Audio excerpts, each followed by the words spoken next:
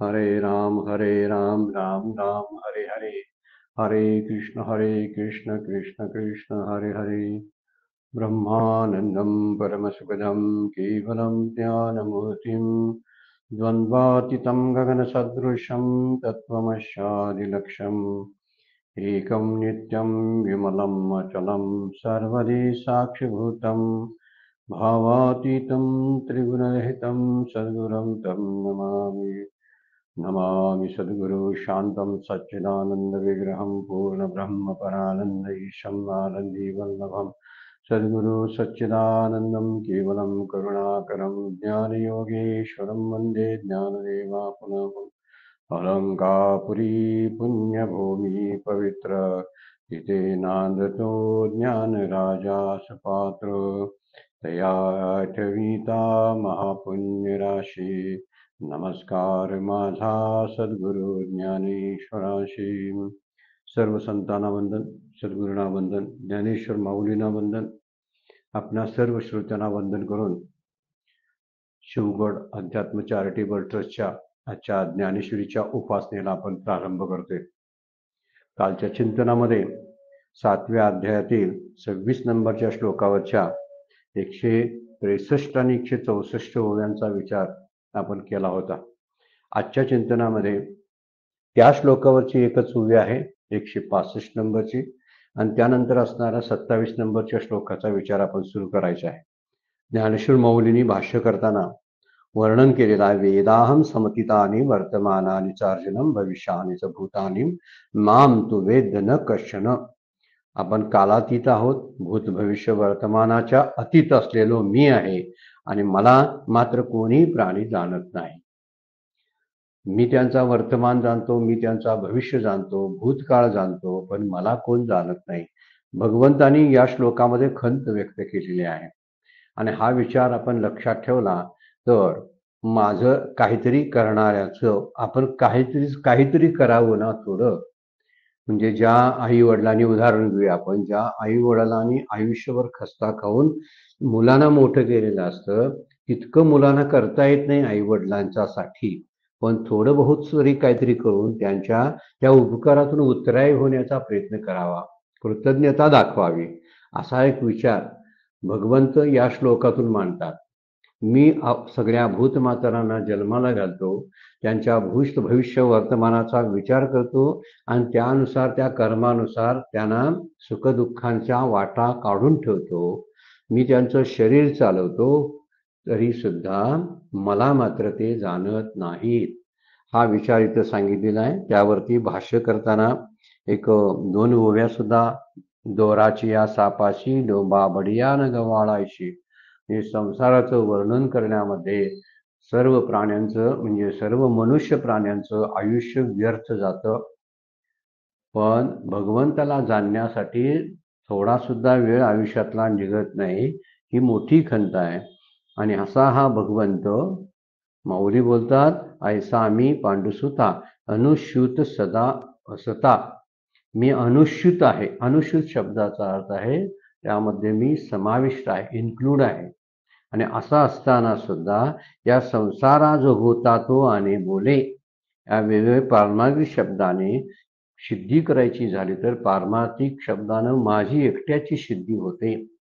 संसार कधीही सिद्ध करता येत नाही, कारण कल्पना कोणत्याही तर्कानं कोणत्याही प्रमाणानं सिद्ध करता येत नाही, कारण कल्पना त्या कल्पना असतात आणि सत्य हे सिद्ध नाही केलं तरी सिद्धच असतं।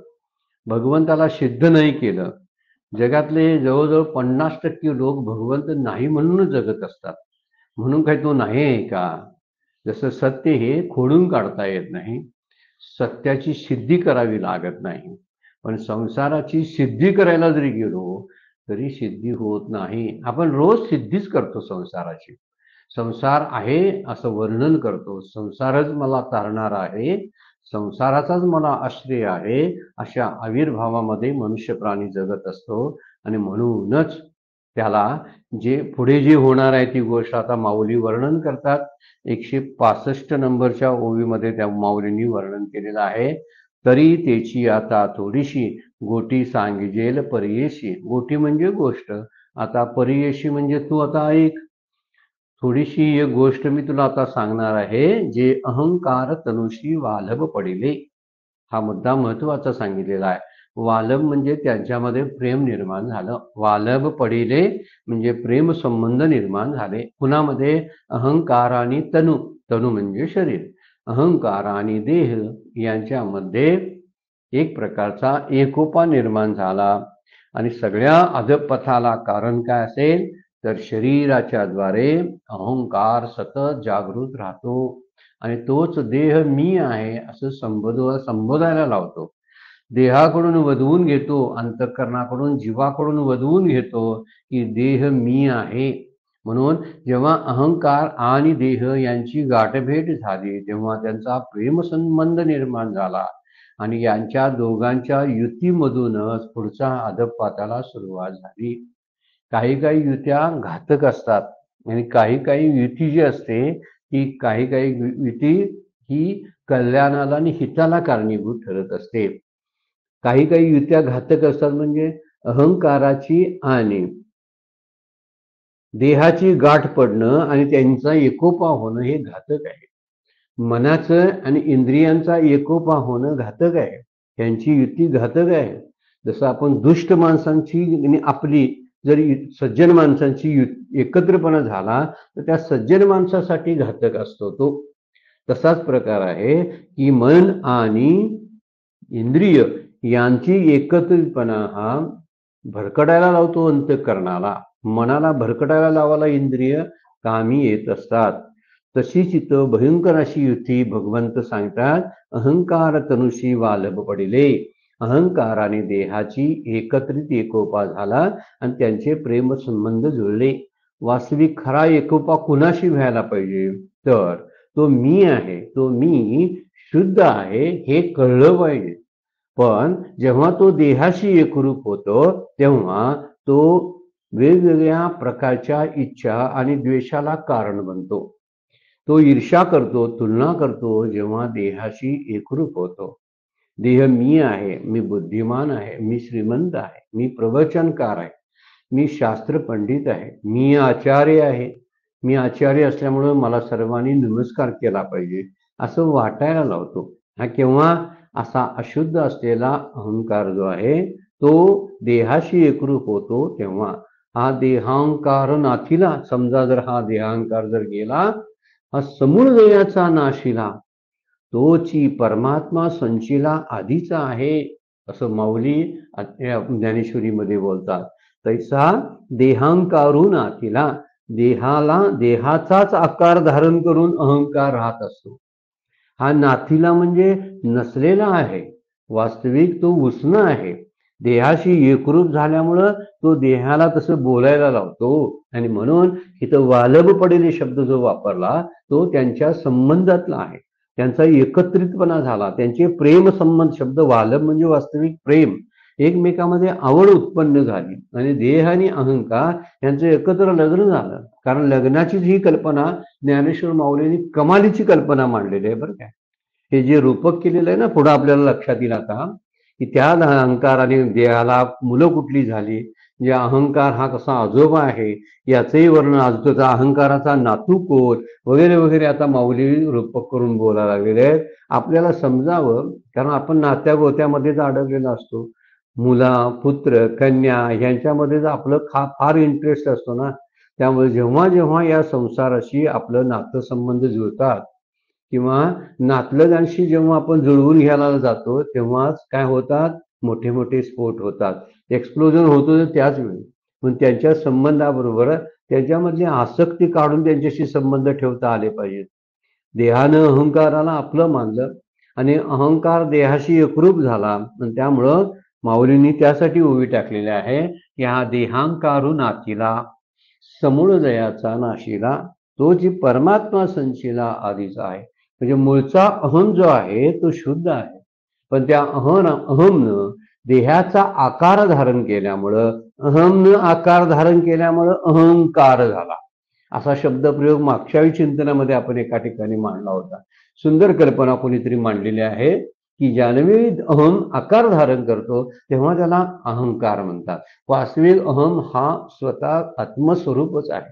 मूळ जे आहे मी तो शुद्धच आहे. पण जेव्हा तो प्रपंचाशी, नातलगांशी, संसाराशी, प्रॉपर्टीशी स्वतःला जोडून घेतो तेव्हा त्या आसक्तीच्या प्रभावाखाली येऊन तो स्वतःला मी श्रीमंत, मी गरीब, मी मोठा, मी छोटा, मी गोरा, मी काळा, मी बुटका, मी उंच असं बोलायला सुरुवात करतो. हे माझं आहे असं म्हणायला चालू करतो. माझं म्हणायला लागला की तो देहाशी एकरूप होऊनच बोलू शकतो. अन्यथा तो म्हणत नाही देह मी आहे आणि देहाशी संबंधित माझे आहे असं बोलायला लावणारा अहंकार असतो. त्यामुळे अहंकाराची आणि देहाची गाठ पडली की मगच एक वेगळ्या अधपाताला जीवाच्या सुरुवात होते. ती गोष्ट मी तुम्हाला पुढच्या श्लोकापासून सांगणार आहे असं माऊली बोलतात. म्हणतात तरी त्याची आता थोडीशी गोटी सांगिजेल, मी गोष्ट सांगेल. परियशी म्हणजे तू जरा ऐक. तीच गोष्ट सांगतो की अहंकार आणि शरीर हे एकमेकाच्या प्रेमात पडले आणि अहंकार शरीराशी एकरूप झाला. म्हणजे अहंकार म्हणजे हे एक प्रकारचा अंतःकरणाचाच भाग आहे. मन, बुद्धी, चित्त, अहंकार यालाच अंतःकरण म्हणतात. या अंतःकरणातला एक पार्ट जो आहे तो अहंकाराचा आहे. त्यामुळं अहंकार हेच अंतःकरण आहे. मन हे अंतःकरण आहे. बुद्धी अंतःकरण आहे. चित्त अंतःकरण आहे. त्यामुळे अंतःकरणाच्या या 4 भागातला हा एक भाग म्हणजे तो अंतःकरणच आहे. आणि अहंकार म्हणजे अंतःकरणाचा भाग असल्यामुळे अहंकारामध्येच म्हणजेच बुद्धीमध्येच म्हणजेच अंतःकरणामध्ये चैतन्याचं प्रतिबिंब पडत असतं. वास्तविक जे चैतन्य आहे त्याचं प्रतिबिंब बुद्धीमध्ये म्हणजे अहंकार म्हणजे अंतःकरणामध्येच पडत असतं आणि तो जीव आहे. प्रतिबिंब असतो तो जीव आहे. त्यानं प्रतिबिंबपणा सोडला की तो जीव राहत नाही. मग तो कसा होतो? त्या चैतन्याशी एकरूप होतो. म्हणजे काय? फक्त चैतन्य शिल्लक राहतं, अंतःकरण शिल्लक राहत नाही. त्यामुळे अहंकार हा अंतःकरणाशी एकरूप असतो. त्यामुळे अहंकार म्हणजेच अंतःकरणात पडलेलं चैतन्याचं प्रतिबिंब आहे आणि प्रतिबिंबालाच मी खरं मानतो. वास्तविक बिंबाला खरं मानायला पाहिजे. चैतन्य बिंब आहे आणि आत पडलेलं प्रतिबिंब जीव जो आहे तो प्रतिबिंब आहे. त्यामुळं ज्या उपाधीमध्ये प्रतिबिंब पडतं त्याचं धर्म त्या प्रतिबिंबावर आरोपित होतात. आता जरासं शास्त्र थोडंसं बोललेलं आहे ह्या ठिकाणी. आरोपित का होतात? आरोप करणं म्हणजे नसलेली गोष्ट आहे तशी सांगणे. जे नसतं त्याचं सांगणं म्हणजे आरोप. त्याला आरोपित करणं म्हणतात. जर उपाधीत प्रतिबिंब पडते, ज्या उपाधीत प्रतिबिंब पडतं त्याचं धर्म तो घेतो. म्हणजे मनाचे धर्म, बुद्धीचे धर्म, अहंकाराचे धर्म, चित्ताचे धर्म ते प्रतिबिंब घेतं, चैतन्याचं प्रतिबिंब.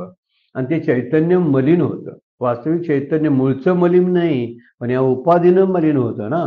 उपाधी शब्दाचा अर्थ आहे ज्याच्या सहवासाशी ते एकरूप होतं, ज्याच्याशी ते एकरूप होतं त्याचे धर्म, त्याचा स्वभाव, गुणधर्म आपण घेतो आणि ते तसंच दिसायला लागतं. म्हणजे चैतन्यानं जेव्हा देहाचा किंवा अंतःकरणाचा आधार घेतला त्याचवेळी ती चैतन्य आणि अहंकार एकत्र झाले की देह अहंकार सुरू होतो. हा अहंकारच मुख्य आपल्या मूळ पारमार्थिक अधःपाताला कारणीभूत आहे असं म्हणतात. म्हणून त्याचे धर्म प्रतिबिंबावर पडतात. मग त्याच्यामध्ये असणारे काही आता उदाहरण घेऊया आपण आरशामध्ये पाहतो ते प्रतिबिंब असतं. आरशामध्ये मी बिंब आहे आणि आरशामध्ये पडलेलं जे असतं त्याला प्रतिबिंब म्हणतात. समजा त्या आरशावरती काहीतरी स्क्रॅचेस असे आहेत, काहीतरी भेगा पडलेल्या आहेत, त्याच्यावरती काहीतरी काळे डाग पडलेले आहेत आणि ह्या काळे डाग पडलेल्या किंवा फुटलेल्या किंवा भेगा पडलेल्या आरशात मी जर माझं प्रतिबिंब पाहायला लागलो तर माझ्या चेहऱ्याला सुद्धा भेगा पडलेत, माझ्या चेहऱ्यावरती काळे डाग आहेत असा भाव आपोआप उत्पन्न होतो. तसा अहंकार हा मलिन आहे आणि तो जेव्हा चैतन्याशी एकरूप होतो म्हणजे कशाशी एकरूप होतो? मुख्य गोष्टीशी एकरूप होतो तेव्हा त्याला त्याचे अहंकाराचे जे विकार आहेत ते धर्म तो स्वतःला धारण करतो. त्यामुळे ते चैतन्य जे प्रतिबिंब आहे ते प्रतिबिंब ही उपाधीमध्ये पडलेलं असतं. त्यामुळे मलिन असलेला आरसा चेहऱ्यावर सुद्धा आपल्या मलिनता आणतो. तसंच पाण्यात पडलेलं प्रतिबिंब असतं बघा. पाण्याच्या काठावर आपण जर उभा राहिलो तर आपलं पाण्यात प्रतिबिंब पडतं, पण पाण्यातलं प्रतिबिंब हलतं आणि तेच आपलं स्वरूप आहे असं वाटतं. मूर्ख लोक त्या हलणाऱ्या प्रतिबिंबाला बिंब समजतात. तेच मूढ लोकांचंच वर्णन चालू आहे. जशी लहान पोरं सुद्धा आपल्या सावलीला आपणच समजत असतात किंवा घाबरत असतात, तसाच प्रकार इथं आहे. तसा चैतन्याचं प्रतिबिंब या अंतःकरणामध्ये पडल्यामुळं अंतःकरण हलतं डुलतं. अंतःकरणामध्ये मलिनता आहे, अंतःकरणामध्ये विक्षेप आहे, अंतःकरण अशुद्ध आहे. बघा, अंतःकरणात मलिनता आहे. ही मलिनता जी आहे ती मल आहे त्यामधला. अंतःकरणामध्ये विक्षेप आहेत. विक्षेप आहे शब्दाचा अर्थ आहे की त्यामध्ये मनाचा प्रभाव जास्त आहे. अंतःकरण अशुद्ध आहे म्हणजे बुद्धी अशुद्ध आहे. या सगळ्याचा विचार केला की सत्वगुणाची वृद्धी होत नाही, त्याला कारण बुद्धीमधली असलेली अशुद्धता आहे. मन स्थिर होत नाही, शांत होत नाही, याला कारण मनामध्ये असलेले विक्षेप आहेत. आणि तिसरी गोष्ट आहे, आपल्या देहाशी निगडीत अंतःकरण झाल्यामुळं मलिनता येते, मल आणि तमोगुण वाढत राहतो. इंद्रिय आणि शरीराच्या द्वारे तमोगुण वाढतो, मनाच्या द्वारे विक्षेप म्हणजे रजोगुण वाढतो आणि बुद्धीच्या द्वारा सात्विकता कमी होते. म्हणजे सत्वगुणाची वृद्धी राहते. बुद्धी जर सात्विक होत नसेल, बुद्धी जर शुद्ध होत नसेल तर सात्विकता राहत नाही. अशा तिन्ही गोष्टी, तीन गुण, तीन मायेच्या शक्ती ज्या आहेत त्या एकत्र काम करत असतात. त्याही अंतःकरणाशी समाविष्ट होत असतात. अंतःकरणाशी एकरूप झालं की त्याच्यातले हे प्रकार दिसायला होतात. म्हणून आपण जरा खोलात जाऊन विचार केला तर बाहेर काय चाललेलं आहे ते माझ्याशी संबंधित आहे असं आपल्याला वाटतं. घरात काय बिघडलं तर माझंच बिघडलं असं आपल्याला वाटायला लागतं. जसं पाण्यातलं प्रतिबिंब हलायला लागलं की मी हलतोय असं वाटतं, किंवा आरशात दिसलेल्या प्रतिबिंबावर आरशात असणाऱ्या डागामुळं माझ्या चेहऱ्यावर डाग पडलेत असं वाटतं. तसं घरातलं माणूस एखादं आजारी असेल तर मी प्रेमाचा माणूस, एखादं प्रेमाचं माणूस जर आजारी असेल तर मीच आजारी आहे असं वाटायला लागतं. घरातल्या माणसांच्या वागण्याचा परिणाम माझ्यावर होतो, कारण मी प्रतिबिंबाला मी समजलो आणि म्हणूनच या गोष्टी अशा घडत राहतात. संसारामध्ये अनेक घटना घडत असतात, त्याच्याशी माझं काही घेणं देणं नसतं, म्हणजे माझ्या चैतन्याचं काही घेणं देणं नसतं. तरी सुद्धा हे चैतन्य त्या संसाराशी एकरूप व्हायला जातं, अहंकाराशी देहाचा एकरूपपणा होतो आणि त्याच्या प्रेम संबंधातून घात होतो आणि पुढे जी उत्पत्ती होते, प्रजोत्पत्ती, त्याची मुलं बाळ जी होतात ती सुद्धा घातक आहेत. कारण बीजच वाईट असेल तर मुलाबाळाची उत्पत्ती सुद्धा वाईट होते. अहंकार आणि देह एकत्र येणं घातक आहे. म्हणूनच त्याच्यापासून राग द्वेष पुढे आहे आता इच्छा द्वेष समून तयार होतात, द्वंद्व मोह तयार होतो आणि सगळ्यांना संमोहित होतात. जीव सगळे संमोहित होतात. हे सांगण्यासाठी माऊलीने ही ओवी वापरलेली आहे. म्हणून तुकोबा सुद्धा म्हणतात, देह हाडाची मोळी मी मनोनी पाटोळी. तुकोबांची नाही ओवी, अमृतानुभवामधली आहे. देह हाडाची मोळी मी म्हणून पाटोळी. मीच म्हणतो त्याला की हाडाची मोळी आहे. मोळी म्हणजे गट्टा, बंडल, बंडल आहे ते. जसं एखादं लाकडाची मोळी असते तसं ही हाडाची मोळी आहे. आणि खरंच आहे की हाडाची मोळी मी म्हणून पाटोळी. पाटोळी म्हणजे पोटाळी. मी म्हणून पोटाळी, पोटाशी धरतो, मीच आहे ते म्हणतो. इतका त्याच्याशी एकरूप होतो. म्हणजे प्रतिबिंबाशी इतकं एकरूप होणं आहे तर प्रतिबिंबातले सगळे विकार माझे आहेत असं समजायला लागतो. अहंकाराचे, मनाचे, बुद्धीचे सगळे विकार माझे आहेत असं समजायला लागतो. मी मन आहे, मी बुद्धी आहे, मी चित्त आहे, मी अहंकार आहे असं म्हणायला लावतो. आणि ज्यावेळी मी अंतःकरणाला म्हणायला लावतो त्यावेळी ते अंतःकरण बोलायला लावतो. तुझ्या समोर जे दिसतं त्याला माझं म्हण ते माझं म्हणतं. हे मूल माझं, ही आई माझी, हे बाप माझा, ही घर माझं, ही प्रॉपर्टी माझी, सगळं माझं. आता हे माझं पण हे वाढत वाढत राहतं आणि या मी आणि माझे परा त्याच बंधनामध्ये हा जीव गुंतून राहतो. म्हणून देह हाडाची मुळी मी म्हणून पोटाळी सोडून दिलं पाहिजे. म्हणून अज्ञानानं हे ऐक्य समजतात आणि आत्मतादात्म्य त्यामुळं सुटतं. खरा घात तो आहे. कोणता? तर जीव हा काय होतो, अहंकाराशी एकरूप झाला किंवा संसाराशी एकरूप झाला, नात्याशी एकरूप झाला, तर त्याचे सगळे गुण त्याच्यात येतात. म्हणून जीव अस्वस्थ होतो, जीव कासावीस होतो. आणि जीव कासावीस होतो या शब्दाचा अर्थ कासावीस होणाऱ्या घटकाशी तो एकरूप झालेला आहे. म्हणून वास्तविक जीव हा ब्रह्मरूपच आहे. विचार केला तर ब्रह्मरूप आहे. पण जेव्हा असं केल्यामुळं, संसाराच्या चिंतनामध्ये राहिल्यामुळं आत्मचिंतन जे आहे ते समाप्त होतं. सारखं प्रपंचाचंच बोलत राहतो, त्यामुळं नाम वैखरीनं घ्यायचं राहूनच जातं. नाम कधी घेईल? दिवसभर सगळं प्रपंचाचंच बोलतो, बोलतो बोलतो बोलतो, नुसता प्रपंच बोलतो. मग प्रपंचच बोलत राहिला तर नाम कधी बोलेल, नाम कधी घेईल, हा विचार आहे. म्हणून जेव्हा जीव संसाराशी एकरूप होतो, तेव्हा मी असा आहे, मी तसा आहे, हे माझं आहे असं बोलतो. आणि जीव जेव्हा आत्म्याशी एकरूप होतो, आत्मरूप होतो, जीव ब्रह्मेव नापरा, किंवा एक हरी आत्मा जीव शिव समा, वाया तू दुर्गम न घाली मन. ज्ञानदेवांच्या हरिपाठामधला तुकडा आहे. एक हरी आत्मा जीव शिव समा, जीव आणि शिव एकच आहे. फक्त वाया तू दुर्गम न घाली मन. तू मन हे तुझं वाया दुर्गम असणाऱ्या संसाराकडे घालू नकोस. वाया आहे, ते व्यर्थ आहे. म्हणून इथं म्हटलेलं आहे, ज्यावेळी अहंकाराची आणि देहाची प्रेमसंबंध जुळतात त्यावेळी आत्म अनुसंधान जे आहे ते आत्म अनुसंधान तुटून जातं आणि संसाराचं अनुसंधान राहतं. अनुसंधान म्हणजे काय? कनेक्ट होणं त्याच्याशी. अनुसंधान शब्दाचा अर्थ आहे कनेक्ट होणं. म्हणून माझं कनेक्शन आहे म्हणजे जुळवून घेणं आहे, ते संसाराशी आहे. त्यामुळे संसारामध्ये असणाऱ्या ज्या उलाढाली आहेत, त्याच उलाढाली माझ्या अंतःकरणामध्ये चालू होतात.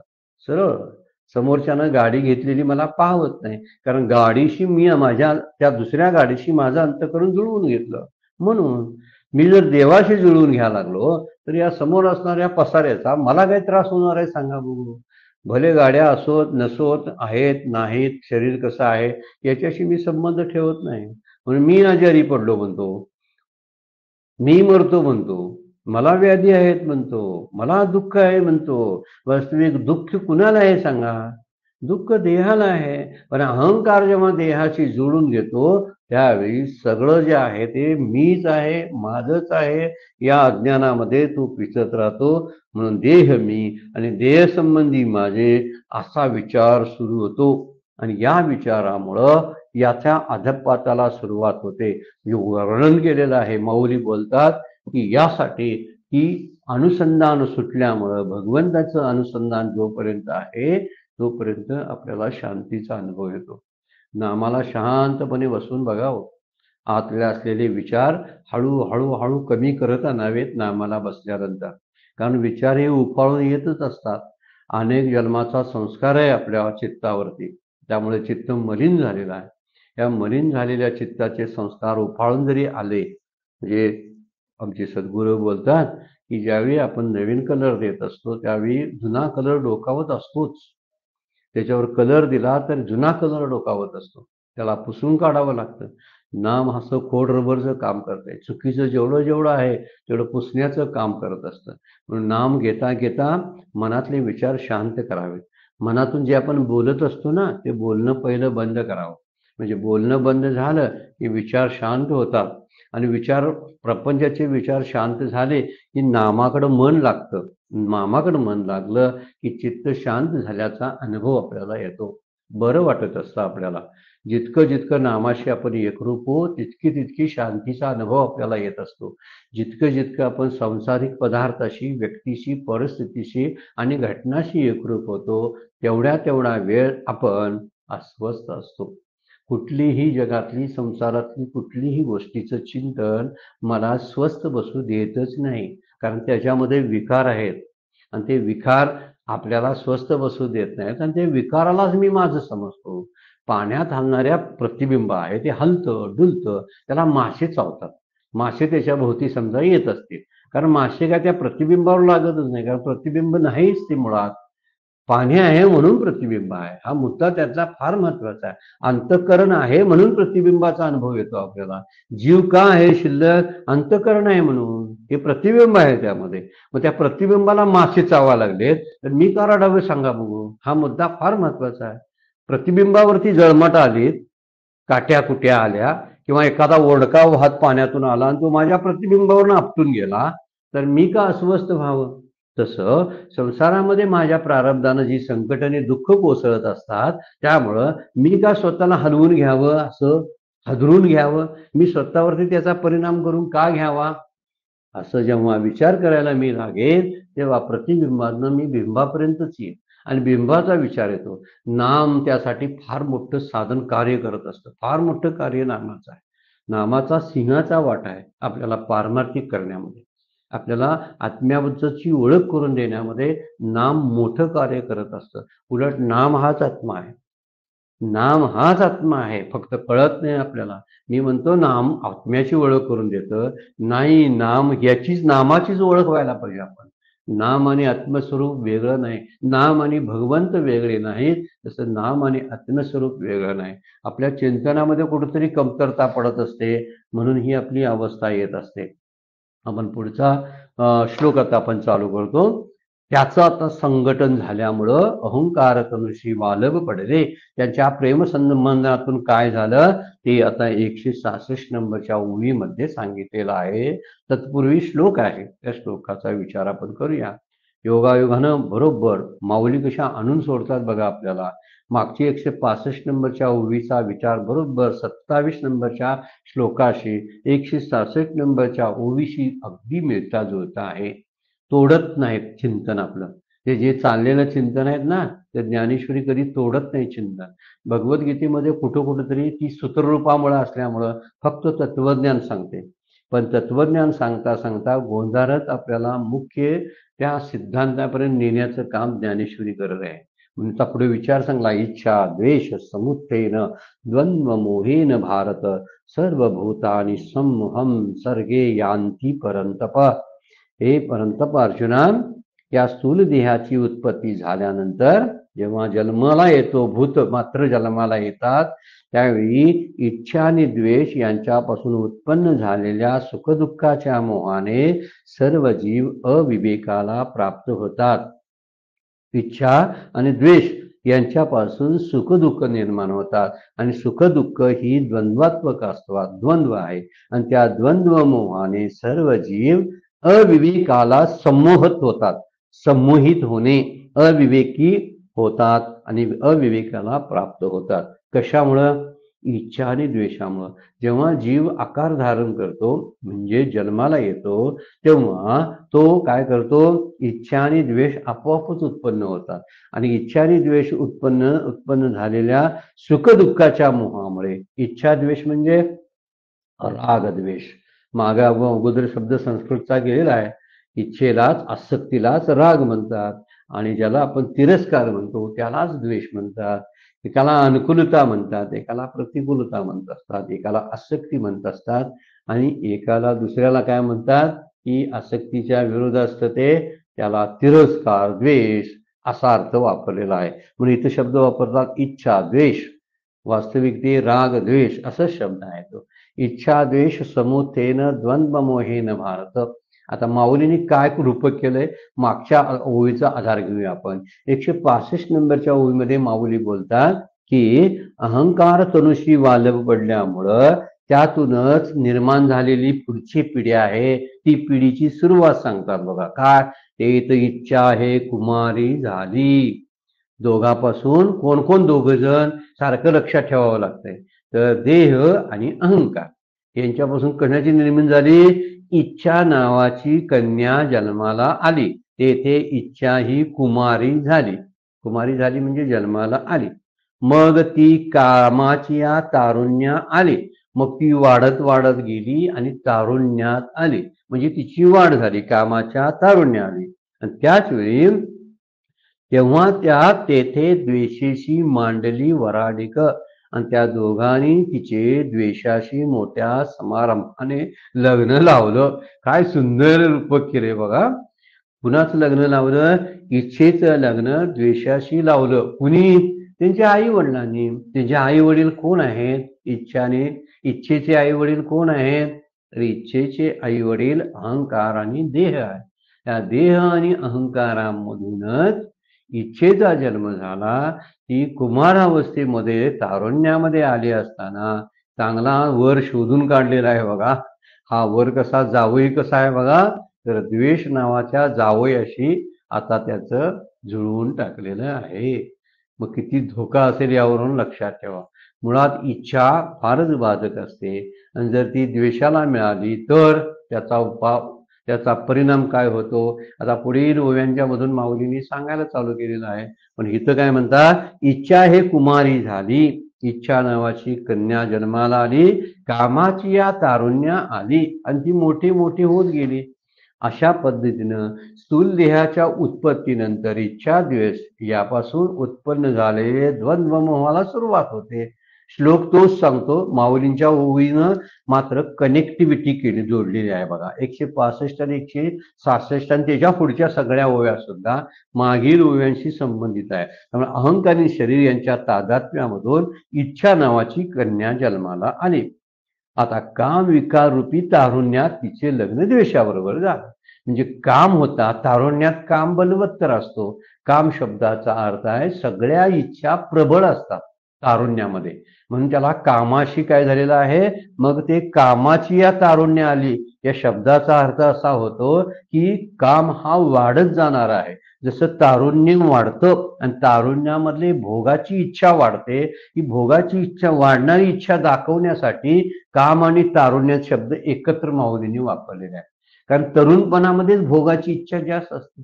हे करावं, ते करावं, हे खावं, ते खावं, असं करावं, तसं करावं, हे मी केलंच पाहिजे, मी असं करू शकतो, असं सगळं जे बोलणं असतं ना ते तारुण्यामध्ये असतं. आणि म्हणून ती माऊली बोलतात काम विकार रूपी तारुण्या आल्यानंतर तिचं लग्न त्या अहंकारानं किंवा त्या देहाने कुणाशी लावून दिलं? नको त्याच्याशी लावून दिलं, द्वेषाशी लावून दिलं.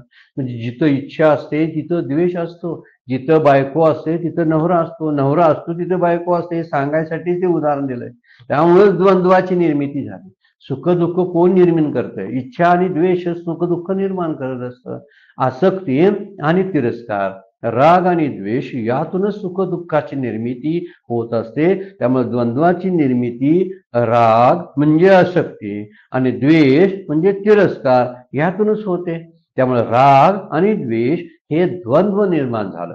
एकाबद्दलची आवड आणि दुसऱ्याबद्दलचा तिरस्कार, दोन्ही गोष्टी एका वेळी निर्माण झाल्या.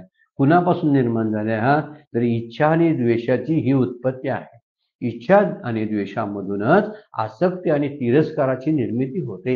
मी कुणाचा तरी द्वेष करतो म्हणजे मला ती व्यक्ती आवडत नाही आणि मला कोणतरी आवडतंय म्हणून मी त्याच्यावरती प्रेम करतो. दोन्ही गोष्टी कशा आहेत बघा. एक आवडतं आणि जे आवडायला लागलं की नावड ही सुरूच होते. त्यामुळे द्वंद्वाची निर्मिती आपोआपच होते. ज्या ज्या ठिकाणी सुखाची इच्छा होते त्या त्या ठिकाणी दुःख दिसायलाच लागतं आणि दुःखाचा तिरस्कार आपण करतो. दोन्ही गोष्टी आपोआपच घडतात. सुखाची इच्छा केली म्हणलं की दुःख पदरात आलंच म्हणून समजायचं. त्यामुळे सुख दुःखाच्या म्हणजे द्वंद्वाच्या पलीकडे जायला भगवंत आपल्याला जे पुन्हा पुन्हा सांगतात त्याचा विचार आपण शांतपणे करायला पाहिजे आणि रोजच्या जगण्यामध्ये तो उपाय वापरता आला पाहिजे. ज्यावेळी प्रसंग येतो ना त्यावेळी कळलं पाहिजे की मला जी इच्छा झालेली आहे ही इच्छा मला कधीतरी तिरस्कारामध्ये रूपांतरित करू शकते. त्यामुळे इच्छा आणि तिरस्कार एकत्र राहतात, राग आणि द्वेष एकत्र राहतात. म्हणून अनुकूल विषयात इच्छा आणि प्रतिकूल विषय जेवढे जेवढे असतात त्याचा तिरस्कार म्हणजे द्वेष नकोशे वाटतात. प्रतिकूल आहे म्हटलं की नको वाटतं. म्हणजे एकदम कडाक्याची थंडी पडलेली आहे आणि फ्रीजमधलं पाणी किंवा बर्फ पाहिजे वाटेल का सांगा? नाही वाटणार. असा त्याच्याबद्दल हे नको मला, त्याच ठिकाणी दुसरा गरम गरम चहा जर असेल हे मला पाहिजे अशी इच्छा होते. आणि तिरस्कार कशाचा आहे? बर्फ नको मला, बाजूला करा, कारण इतकी थंडी कडाक्याची पडलेली. प्रत्येक ह्या अंतःकरणामध्ये हे द्वेष आणि इच्छा दोन्ही उत्पन्न होत असतात. त्यामुळं अनुकूल आणि प्रतिकूल ह्याला गोष्टीला आपल्याला सामोरं जावं. चांगलं वाईट, सुख दुःख, अनुकूल प्रतिकूल. म्हणून अनुकूल प्रतिकूलच्या प्रत्येकाच्या स्वभावानुसार बदलतात. कुणाला एखादी गोष्ट अनुकूल वाटते तीच गोष्ट दुसऱ्याला प्रतिकूल वाटेल. एक वस्तू एखाद्याला आवडते तर तीच वस्तू दुसऱ्याला आवडेल असं नाही. खाण्याचा पदार्थ आहे, तो खाण्याचा पदार्थ एकाला आवडतो, पण दुसरा म्हणतो मला भेंडी आवडते, पण दुसरा म्हणतो मला भेंडी जवळ सुद्धा घ्यायची नाही. ह्याचा अर्थ काय आहे? भेंडीचा दोष आहे काय खाणाऱ्यांचा दोष आहे? खाणाऱ्यांचा. खाणाऱ्याच्या मनात इच्छा आणि द्वेष निर्माण होतात. भेंडीमध्ये राग आणि द्वेष नाही आहे. खाण्यामध्ये, खाण्याच्या पदार्थामध्ये, वापरामध्ये, पदार्थामध्ये नाही. माझ्या अंतःकरणामध्ये राग द्वेष आहे. पण राग द्वेषाची उत्पत्ती अहंकारातून होते. ही गोष्ट लक्षात ठेवली पाहिजे. न अनुकूल प्रतिकूलच्या हा स्वभावानुसार प्रत्येकाची सुख-दुःख भिन्न असतात. एकाला ज्यामध्ये सुख वाटत असतं त्याच वेळी दुसऱ्याला त्यामध्ये दुःख वाटेल. म्हणून द्वंद्वाच्या पलीकडे जाण्यामध्येच खरा आनंद आहे. आनंद जर शोधायचा असेल, द्वंद्व शब्दाचा अर्थ आहे दोन. दोन म्हणजे सुख दुःख, हे द्वंद्व आहे. आणि द्वंद्वातून मोह होतो. द्वंद्वातून मोह होतो. जशी इच्छा हा मोह आहे, तसा द्वेष सुद्धा मोहच आहे. मोह म्हणजे आपल्याला करावीशी वाटणारी गोष्ट. आपण द्वेष जर करत असू ना, ते आपला मोहच आहे ना. आणि आपल्याला काहीतरी आसक्ती वाटते, तो पण मोह आहे. एखाद्या गोष्टीबद्दल आपण आकर्षित होतो, तोही मोह आहे. आणि टाकाळ वाढतो, तो माझ्या दृष्टीनं मोहच आहे. त्यामुळे द्वंद्वाच्या पलीकडं सुखदुःखांच्या, मान अपमान, शीत उष्ण यांच्या पलीकडे जाण्यामध्येच आनंद आहे. कारण एक आलं की दुसरं येतच. सुख आलं की दुःख येतं. मानाची इच्छा ठेवल्यामुळं अपमानाला सामोरे जावंच लागतं, कितीही आपण टाळलं तरी. त्यामुळे मानाची इच्छा मुळात जर काढून टाकली तर पुढचा तिरस्कारा इतका असणारा जो आपला स्वभाव आहे त्याची निर्मिती होतच नाही.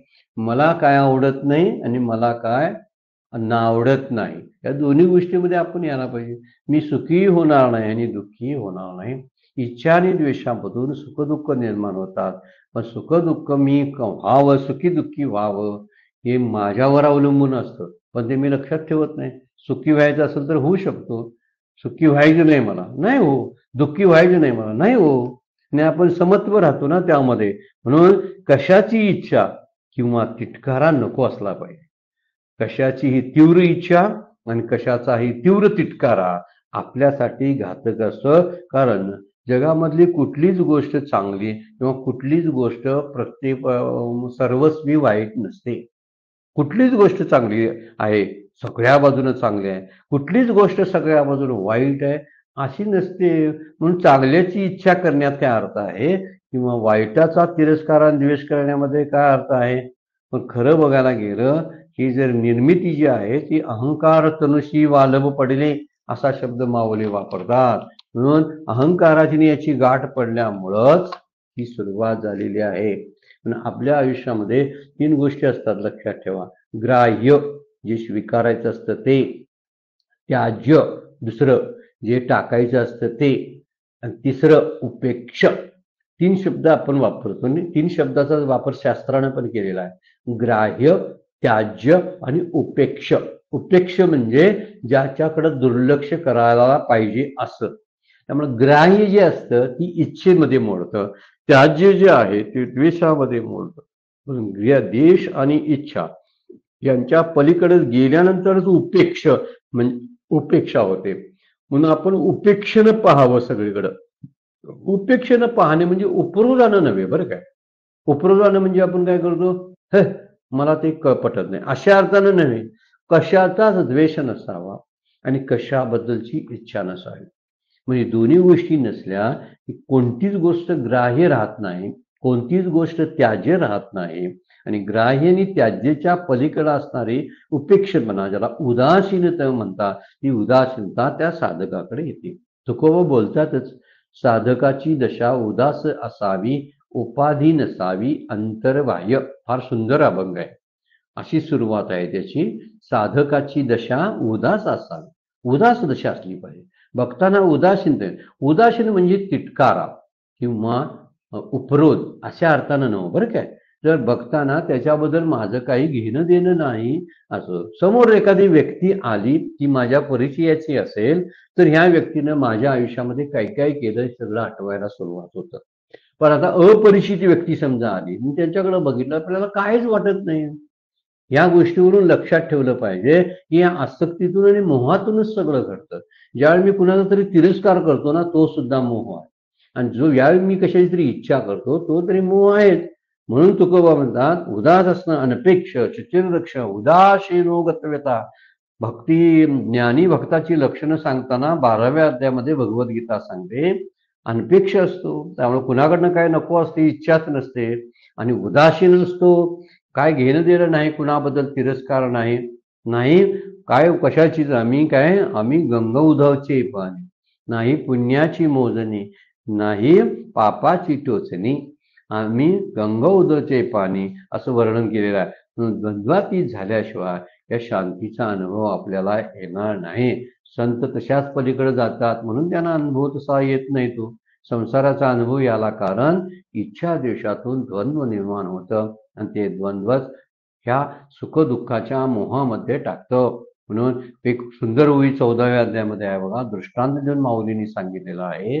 हा स्वरूप स्थितीमध्ये लीन झालेला, स्वरूपस्थ झालेला जो आहे, स्वरूप स्थित झालेला जो आहे, पै निद्रिता चेनी अंगेशी सापतेशी उर्वशी. काय म्हणतात, जो झोपलेला आहे त्याला साप आणि उर्वशी दोन्ही समजा उशाला आले समानच वाटतात. समान नव्हे, त्याकडे त्याचं लक्षच नसतं.